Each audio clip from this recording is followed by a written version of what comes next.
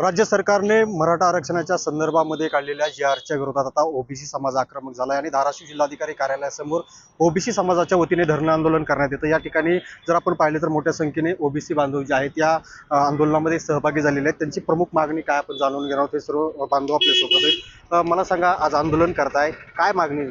आमची प्रमुख मागणी अशी आहे की मराठा समाजाला आमच्या 50% आरक्षणामध्ये कुठलंही आरक्षण देण्यात येऊ नये, शैक्षणिक आरक्षण देण्यात येऊ नये, सामाजिक आरक्षण देण्यात येऊ नये व त्यात आणखी एक महत्त्वाचा त्यांचा जो आरक्षण घेण्याचा मेन मुद्दा आहे तो म्हणजे राजकीय आरक्षण त्यांना हवं आहे।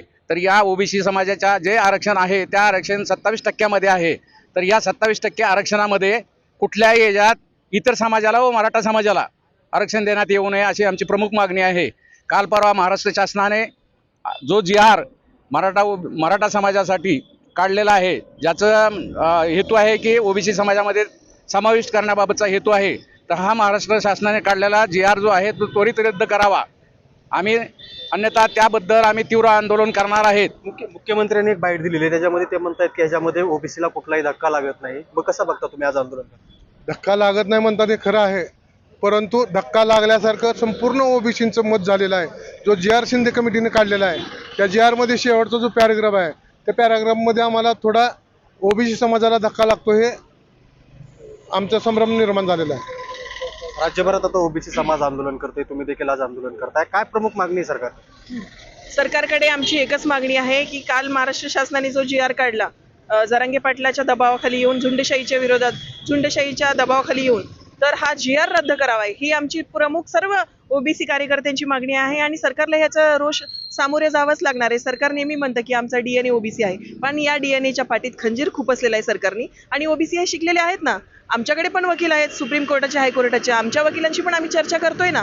आम्हाला काही गोष्टी लक्षात आलेल्या आहेत। आमची शंका आहे त्या जी-आर मध्ये हैदराबाद गॅझेटवर दाखवून खाली आमच्या शेवटच्या पॅरेग्राफमध्ये आमच्या ओबीसींचा घात करणारा सरसकट नाव कट करून त्याच्या ठिकाणी शब्दप्रयोग करून आमचं ओबीसी SC STचं आरक्षण संपवण्याचा घात सरकारने केलेला आहे। त्याच्यामुळे ते काहीही बोलले तरी आम्हाला लक्षात आलेलं आहे की ओबीसीचं आरक्षण संपलेलं आहे। ऑलरेडी 58 लाख नोंदी घुसवून आमचा आरक्षणाचा घात तुम्ही केलेलाच आहे ना। त्या नोंदी कुठे रद्द झाल्या? त्या नोंदी रद्द झाल्या का? मुख्यमंत्र्यांनी उत्तर द्यावं ना की त्या नोंदी रद्द केल्या का? आता दुसऱ्या कुठल्या नोंदी काही नसताना सुद्धा तुम्ही त्यांना आरक्षण देताय?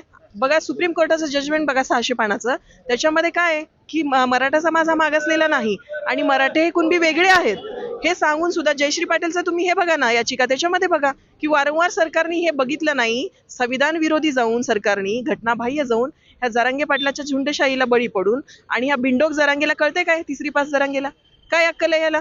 सरकारला वेटीस धरायचं, हायकोर्टाला वेढा घालायचा, सुप्रीम कोर्टाच्या हायकोर्टाच्या जजेसच्या गाड्या अडवायच्या, तिथं हुल्लडबाजी करायची मुख्यमंत्र्याच्या। सरकारने 100% दबावपोटी केले, कारण त्यांना वाटलं ओबीसी आमचा DNA म्हणून फसवू आम्ही ओबीसीना, पण तसं नाहीये। आता हे सरकारच्या विरोधातच हे आता बघा ते हे ओबीसीच गेलेले आहेत, सरकारला हे खूप महागात पडणार आहे। एकीकडे उपसमिती देखील नेमलेली आहे, बावनकुळेंना अध्यक्ष केलेले ओबीसीसाठी, तरी देखील आज काय प्रमुख मागणी असणार? हे बावनकुळे असतील, हे पडळकर असतील, हे सगळे या सरकारचे सगळे चमचे कंपनी आहे आणि ह्या लोकांनी कसलाही विरोध केला नाही जी-आर काढताना। आणि ह्याचा आता सगळ्यात महत्त्वाचं आहे भाजप सरकारचं, भाजप आणि ही जी युती सरकार आहे यांचा उद्देशच एक आहे की राजकीय आरक्षण फक्त आणायचं यांना आता बाकी काही हाचं काही ठेवलेलं नाही। ज्या दिवशी शिंदे समिती नेमली एकनाथ शिंदेच्या काळामध्ये त्या दिवशीपासून जे आजपर्यंत त्यांनी एवढे मोठे कुणबीचे प्रमाणपत्र वाटप केलेत, त्यामुळे ओबीसीचं आरक्षण हे संपलेलं आहे मराठवाड्यामध्ये सुद्धा। म्हणून इथून पुढेही ओबीसी त्यांना वेगळ्या पद्धतीनं आणि वेगळ्या ह्याच्यानं दाखवतील। आणि जे आमदार खासदार जे जरांगे साहेबांना जे भेटायला गेले होते महाराष्ट्रातले, अगर असले स्थानिक जे असतील त्या लोकांनी त्यांची राजकीय भूमिका विश्लेषण करावी। त्यांना 10% आरक्षण मराठा समाजाला मिळालेलं आहे, ते आम्हाला मान्य आहे, त्यांचं चालू आहे त्याच्यामधून।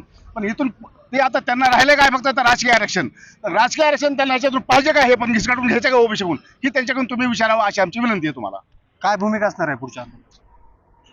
या राजकीय आरक्षणाचा जो आता जे आपलं ओबीसीचा जो जी-आर काढला आहे, हा जी-आर जर यांनी रद्द नाही केला तर याच्या पुढचं आंदोलन आमचं हे वेगळ्या पद्धतीचं असेल। आणि या आज आम्ही गावखेडेमध्ये जाऊन याचं पूर्ण आम्ही प्रचार करून पूर्ण जिल्हाभरात एक मोठं आंदोलन खडक करू आम्ही, जर जी-आर हा रद्द नाही झाला तर। की आपण जर पाहिले तर अगदी जो जी-आर सरकारच्या वतीनं देण्यात आलेला आहे तो रद्द करावा या मागणीसाठी एकीकडे ओबीसी समाज आक्रमक झालेला आहे आणि जर आपण पाहिलं तर आगामी काळामध्ये तीव्र स्वरूपाचं आंदोलन करू असा देखील इशारा ओबीसी समाजाच्या वतीनं दिला आहे। बालाजी सुरवसे, साम TV।